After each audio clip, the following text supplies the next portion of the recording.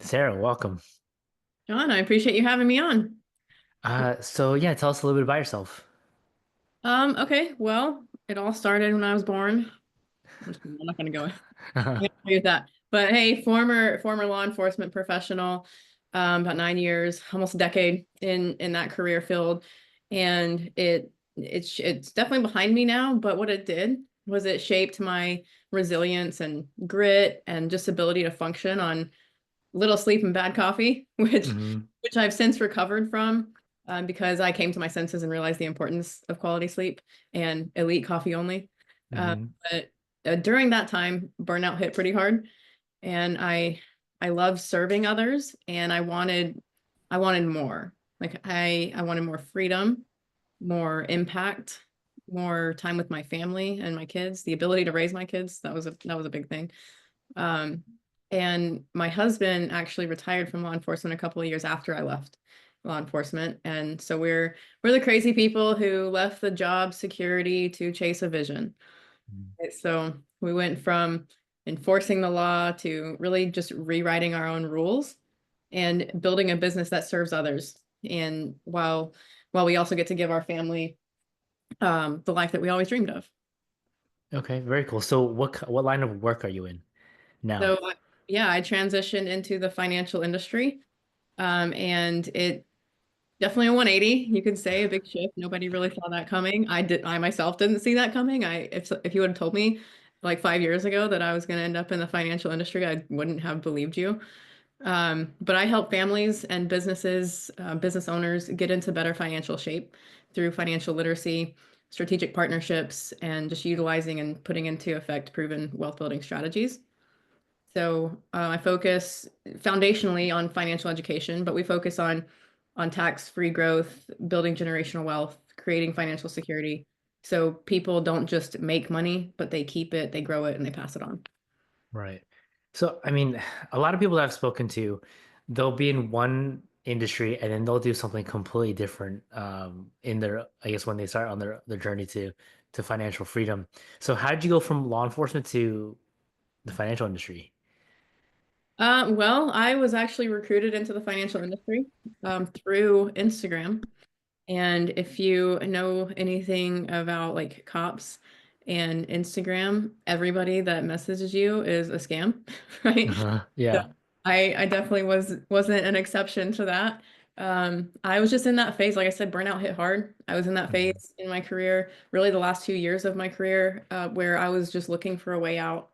And I was like, just, praying to God and the universe, like, show me a way that I can get out of this and I can raise my kids because I was missing so much time for them. So that was really a driving force for me. And during the time I was on 75 hard, and I don't know Mhm. if some of your listeners have probably heard of it. It's Andy Frisella's like program, but I was on 75 hard and I used the 75 hard hashtag in one of my posts. And Mhm. somebody in this industry and in this business reached out to me and basically asked if I would like, hey, I look for people that have the discipline, the mindset, that are into their fitness and into their health like you. And I was wondering if you're keeping your business options open. And that was one of those messages where I was like, who's this person in my inbox like Mhm. trying to scam me? So Right. left them on red for 3 days. Then came into work one day and it was just one of those mornings where like everything was just snowballing. It's like, screw this. And I remembered in that moment, I remembered that message that I got 3 days earlier. And I went back to it and responded. The rest is history. Yeah. So how did you determine that this person wasn't like a scammer? Because I just responded. I was like, all right, as a matter of fact, I do. What do you got? Mhm. They're like, well, and responded with a video message. So I knew it was a real person talking to the Mhm. camera and was like, I would love to tell you more. Essentially, just gave me kind of a brief rundown like I just did. I'm in the financial industry. We're in financial education. I'd love to jump on a Zoom call and talk about details, basically. So I did. I actually left work and like in the middle of my day and went home, jumped on a Zoom call, like in all my gear, and it was like 30 minutes and walked me through everything. I asked all the questions and I decided to get my license and start in the business part time. And I did it for about 10 months. During that 10 months, They say that some like when you make that transition, when you go into business for yourself or whatever, at some point Mhm. it goes from your head to your heart, right? Mhm. And that happened during that time. And I was at work, but I wasn't at work. Like Right. I just went full in building my business, and about 10 months in, it replaced what I was making and then some, and I was able to transition out full time. Yeah, that's the smart way to do it, to make sure your side hustle pays covers uh your day job. So what was that conversation like with your husband?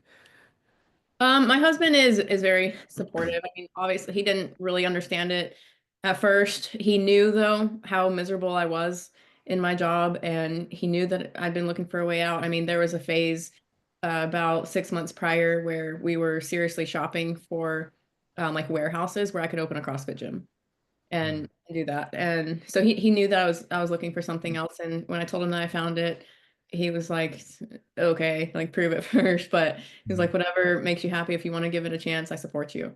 So it wasn't really like a big thing.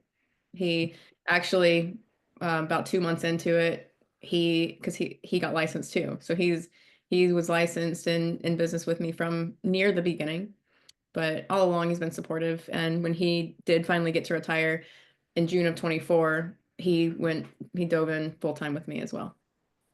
Okay. Oh, that's amazing. Did you ever open that CrossFit gym? I didn't. That's still on it's kind of evolved now. I want what what our plan now is to open a health and wellness center, but a franchise. So we want to pretty much go all the way down the Gulf Coast for beachfront health and wellness like centers. Can you explain that? Yeah, so just we want it to be beachfront. My heart's on the water, always has been, and um, I want it to be more than just a gym, but have the health and the wellness facilities too. So, like sauna, cryos, cold plunges, all of that, but Mhm. also with a gym and like a protein bar, a nutritional supplements bar, just the whole nine yards. Um, and and then make it an actual brand and just expand down, starting here where I'm at, where we're up in Gulf Shores / Orange Beach, Alabama. And we're part of like we're like the very top of like the Emerald Coast, right? So Mhm. going all the way down the Gulf Coast. Okay. Okay, so yeah, you want to have like some type of health and wellness, but like on the beach, like beachfront stuff. Yeah. Okay. So during your 10 months working part-time, because it's different, I think, mentality that would be in law enforcement Mhm. versus owning your own business. So what did you do to succeed? Um, man, it is a different journey for everybody, especially like coming into our business. Most people do start part-time, but there's a difference. Like a lot of people have potential, not a lot of people have the focus to make it happen, Mhm. right? So with me, I knew that I wanted out, and I knew that this was my way out. So I just made the decision early on to go all in, and it was, I already worked 40, 50, 60 hours a week. I was in investigations. I was a detective for the last 4.5 years of my career. So we were on call all the time. So I was already working really a lot. And I knew that if I was going to make this happen, I had to put in the time when I wasn't at work. So people talk about like your 9 to 5. Well, what about like the 5 to 9? Right? That's when you should be building something to get you out of that job eventually. Right? For me, the Mhm. job was a means to an end. I kept it because I knew that I had to pay the bills. I had to support my family as I built this on the side. Uh, Mhm. but there wasn't anything that was going to stop me from putting in the work that I knew I needed to do to get to where I wanted to be. And that was when that 10-month hit, and I was like, we're good. I don't need this job anymore. So I just really focused. Put my head down. I became a student of the business, utilized my resources and self-studied, made it happen. Yeah. Oh, what kind of mindset hurdles did you have to get over? Well, I mean, it's hard. It's not easy. So, For me, I think that I really cultivated the ability to have that mindset during my time in law enforcement.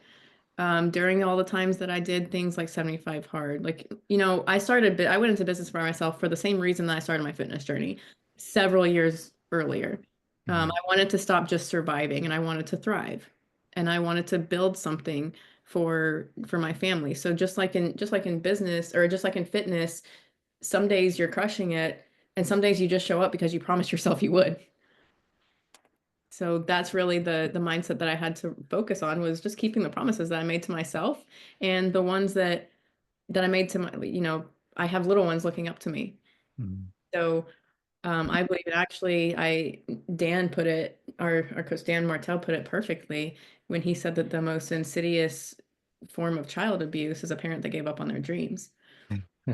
And that is Yeah, always always every single day that I wake up on the back of my mind. They will never see me quit. right. Yeah. I mean, that is a huge motivator. It's one of those things where like you tell your kids that they can do whatever, they can accomplish whatever it is that they put their mind to, but then like you as parents, like, Yeah. do you believe it for yourself? Yeah. What example are you setting for them? Yeah. So let's talk about your fitness journey. Like, how did that start? I mean that started, growing up I was always like athletic and just active. But when I got into law enforcement when I was 21, it wasn't long, it didn't take me long to realize that um, a lot of people a lot of law enforcement culture has really gotten away to being fit for duty. Mhm.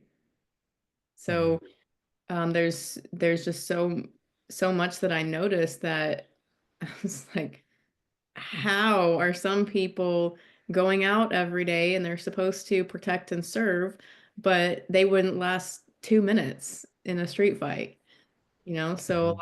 a lot of people in law enforcement are not. I mean, of course there are the ones that are, but there's Mhm. just a lot that wouldn't even pass a physical that have been in for a long time and they wouldn't pass a physical if their agency required like physical fitness test every year.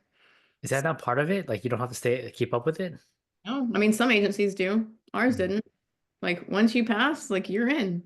So there were these like 10-year cops that couldn't even walk up the stairs without losing their breath. And that's a big reason why like heart attacks and all of these different like chronic illnesses are so widespread in law enforcement. So I started recognizing that and I was like, this is not the path I'm going down. So I got really serious about fitness. And then it kind of just snowballed from there. Like I eventually became NASM certified so that I could be a personal trainer and I could help others. And then I became a CrossFit coach so that I could coach because our agency, we had a CrossFit gym, so I could Mhm. coach CrossFit classes. So it really just snowballed as I went on. And now this is, like 12 years later and still on it. I love it. I'm truly passionate about fitness and health and wellness. So uh, been, I've had the opportunity to really blend that into what I'm doing business wise. So it was basically just make a decision and then just start doing it. Yeah.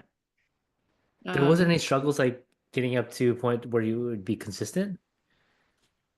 um, no, and I'd like to say, yeah, like I went on this crazy journey and lost 100 pounds, but I was never at that point. Hmm. So, for me, it was really just setting a routine and sticking to it.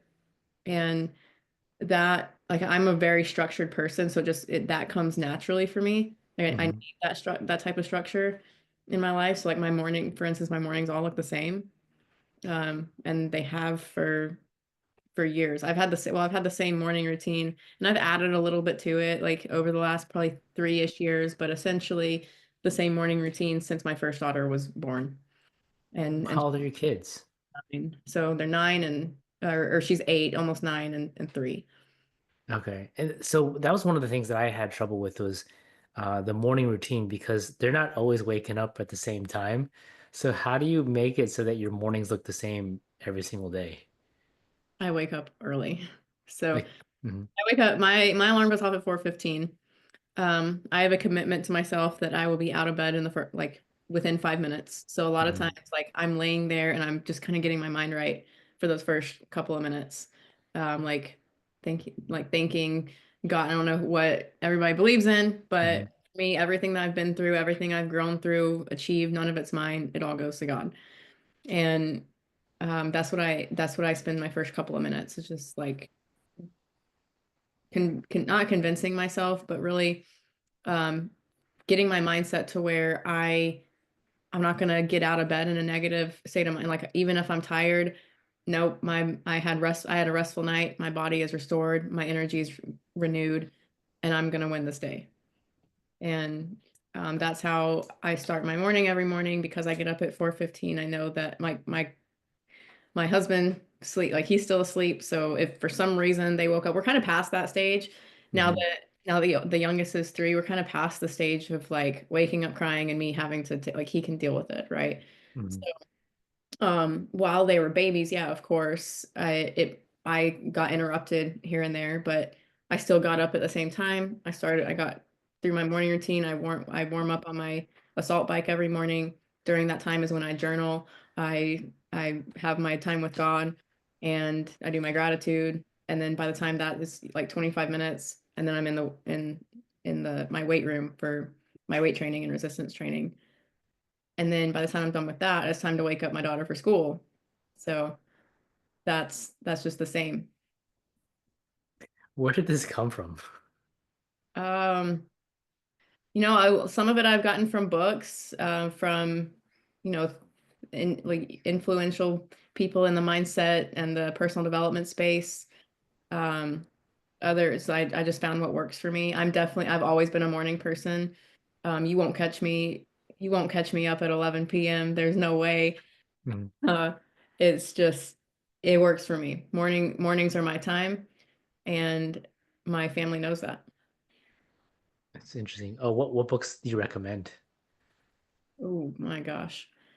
Well, I recently read I can't believe I didn't read it sooner, but I recently read a great book that kind of encompasses everything personal development wise, everything mindset wise, and it's called The Success Psyche by Jay Adkins. And that was he even starts off the book, none of this in this book that you're about to read is mine, I stole it, or something Mhm. like that, something along those Yeah. lines. So he's brought like all of the best information that's been around for a long time and just put it into like one book. So that one's a great one. um Anything, I've long been a subscriber to like Ed Milet and Mhm. his personal development stuff. And yeah, I mean, there's so many books that I could recommend. One that really changed my life is called The Go-Giver, and that's more of like mindset shift and really defining your purpose and why you do what you do. And those are just things like it's not obvious that it's about personal development or that it's about having a structured day or a structured morning routine, but it is. Like it develops your purpose and what you're doing, like why you do what you do. So, Right. but I would say right now, just because I recently read it, like within the past, maybe I finished it like a few weeks ago, but yeah, Success Psyche. I think everybody should read that. Okay. Yeah, I put that on my list. I listened to Go Giver a few times and I'm about to go back to it again because there was someone that I met who um his I don't think his sole purposes, but one of his goals last year was to make 1,000 connections, just introductions, right? With no intention of being part of any of these opportunities, just wants people to meet each other. Because of that, he's been able to go uh, to Richard Branson's island and hang out with him for like a week. So I thought that was pretty cool. Definitely, That is, Go Giver's it's pretty cool. yeah, it's like it's the main point of that book is the person that he's waiting to meet is just the connector of people. Yeah. It's just it really is like just refining and mastering skills with people. Mhm. Yeah. giving without the intention of taking or receiving anything back in return, but being open to receive as well. Mhm. Yeah, that's Yeah. huge. Be open to it. Yeah. So, So I guess during in your fitness journey and your business journey, what has been the biggest struggle? um, probably just, I'm a pretty consistent person, but it's still a struggle. Like I still struggle with it just like everybody else does, is consistency when you feel like nothing's going your way, or Mhm. consistency when you keep having life happen or distractions or kids or whatever it may be. So it's kind of a a daily struggle. It's just ignoring the not ignoring, but overcoming those distractions. And I yeah, I don't know where I was going with that, but I would say that probably that, and it taking longer than you think it's going to take. When you first start out, Yeah. uh, I'm going to be successful within the first 2 years, like I'm going to win in business, but it takes longer than you think. But at the same time, you're closer than you think, because you get these little tastes of like, you get these little shifts, just these little like these little wins or these little tastes of what's really coming that you never noticed before. Mhm. Um, so that's what I would say. Yeah. Consistency and just hanging in there, having a little blind faith, even when it doesn't feel like the results are noticeable. So kind of like just be bamboo, be like bamboo. Mhm. There's a lot of growth that takes place below the surface for a long time Yeah. before you shoot up. Yeah, I think that's been a struggle is putting in a lot of work and not necessarily seeing the results, but it's because I mean my one of my biggest problems was ignoring the small wins. But just celebrating the small wins as much as you possibly can, I think helps a lot as well. Yeah. So what's some advice that you would give to someone who's struggling with being consistent or forming like the best habits? I mean, how you do one thing is how you do everything, right? And it shows up in the small, seemingly meaningless tasks every day. So I think that rather than focusing so much on the big picture, like where am I going, if you can just focus on the next step, like the next step, then Mhm. you're gonna make progress. And one day you'll look back, even now it feels like, looking at the big picture, it feels like I'm in the same place. But then when I look back 6 months ago, there's so much that has happened since then, so much growth that has happened that wouldn't be noticeable if I didn't actually take that time to reflect. So I think reflection is really important. Um, and you should be reflecting on a daily basis, if not, well, definitely on a weekly basis, if not a daily basis. So I think that scheduling those times in and really sticking to your calendar, living by your calendar, like I have in my calendar, on my Google Calendar, places throughout the day at scheduled times to reflect, to stop what I'm doing and Mhm. reflect. What's going right? What am I doing right? What do I need to change? What do I need to shift? So I think that that's really helped me, is just having that structure and really and scheduling everything in. Um, and every morning, and I actually took this from Jay Atkins.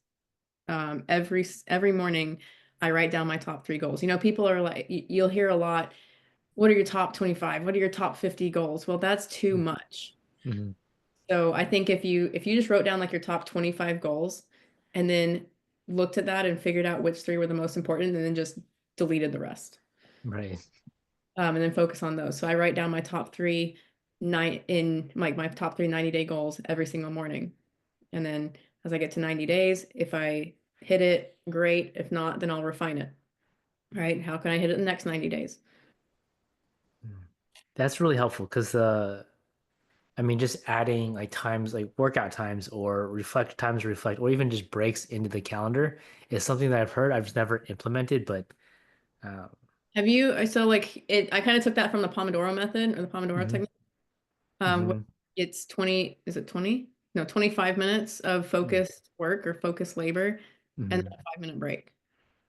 Because there's some sort of like cycle, and I'm going to butcher it, so I'm not even going to say like specifically, but there's some sort of psychological thing, like studies and statistics on the fact that humans can only focus on one thing for a Hmm. certain period of time, right? Right. So that's why that method is so effective for a lot of people. 20 like, and I have this cube timer. Yeah. So that, and it's like you can set whatever you set it on, like you just set it down on the counter. So if 10 minutes is facing up, then it's going to take Oh. 10 minutes, then it's going to go off, right? So I normally use the 25 of focus work. When the timer goes off, I need to get up. So How that's come you don't use your phone as a timer? because honestly, for if I look at my phone, I'm gonna get distracted. I'm gonna open a different app. I'm gonna check my Hmm. messages. I'm gonna check my email. I'm gonna see for me, those little red notifications drive me absolutely insane. So Hmm. I hate it on my screen. So I turn off all no I don't have notifications on my phone Yeah. for that reason because I can't stand seeing red. Hmm. It's just one of those things. I think this is more effective because I don't need to like look at anything. Hmm. I'm not distracted by the other things on this little mini computer in my hands. That is a really good point because the number of times where I'm on one screen and then I want to go to my email to check for something and then I get completely sidetracked by a new email that comes in. Uh, yeah, because I bought one of those timers and my wife said, well, why don't you just use your phone? And I didn't know. I said, you're right. I should just use my phone, but um, I also get very distracted by that thing as well. Yeah. Yeah. Uh, Very cool. So, well, Sarah, I appreciate you coming on. So how can people reach out to you and work with you? Yeah, a couple different ways. I'm really active on Instagram. My Hmm. Instagram is at saramo.fit and it's SARAMO.fit. And then I'm also pretty active on Facebook and LinkedIn under just my name, Sara Morris. I Hmm. have a website if you want to check out what I do. It's TRU North Elite.com. And as far as like working with me, I mean, I do look for strategic partnerships. I look for partners that want a kind of like I did, looking for another stream of income or a way to transition into a new career. This career field and this business definitely transformed my life and my family's life. Um, you know, a lot of times people don't have like financial literacy is a huge problem in our society, right? Hmm. And most people don't have a money problem. They just have a money education problem, right? Or a Hmm. money literacy problem. So I would say if you're interested in going that route, I'm definitely welcome, or I'm definitely open to talking with you and seeing if that could be a potential for you. Earning another stream of income in the most lucrative industry in the world is never a bad idea. Yeah, we will make sure to have all of your websites and socials in the description to make it easier for everyone to reach out to you. Again, Sarah, thank you again for coming on. Thank you, John. It was a pleasure. Look forward to more.